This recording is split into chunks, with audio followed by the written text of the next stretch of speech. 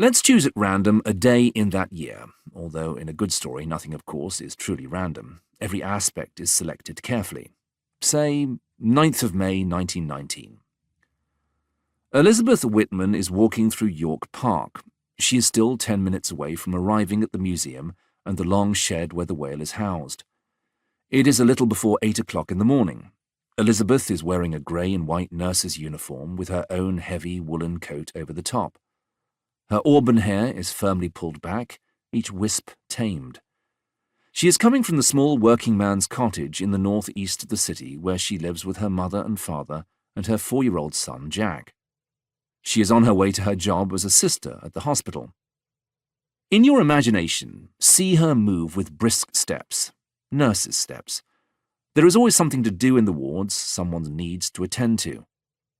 Elizabeth follows the stretch of gravel path running alongside the Stratford River around the edge of the park where the willow trees lean out over the shallow water. As we watch, she approaches and crosses the bridge that marks the eastern entrance to the park. She has arrived at Nelson Avenue, close to the centre of Mansfield. On the other side of the avenue are private homes, a small hotel, and the staff club for the nearby university. Bicycles and trams ply the avenue. Leaving the bridge, she turns south. Now Elizabeth is passing the stone walls of the private boys' college, where 2 magpies stand guard on the manicured grass. For reasons of birth and economics, she is aware that her son will never attend that particular school. Slightly later, no more than 100 of her steps, she is in front of the stone facade and columned entrance of the museum.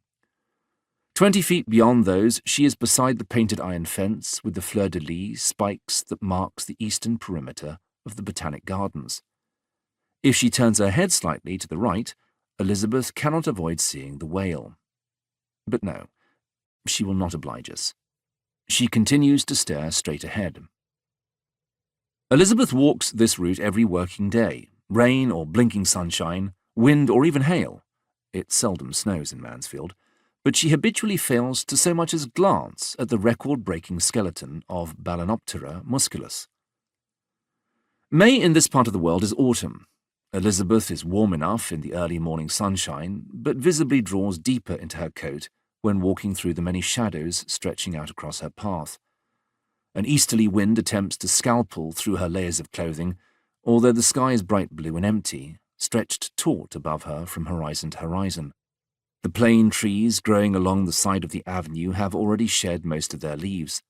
They lie along the bottom of the iron railings, piled by the wind into ochre drifts. She does not notice any of this.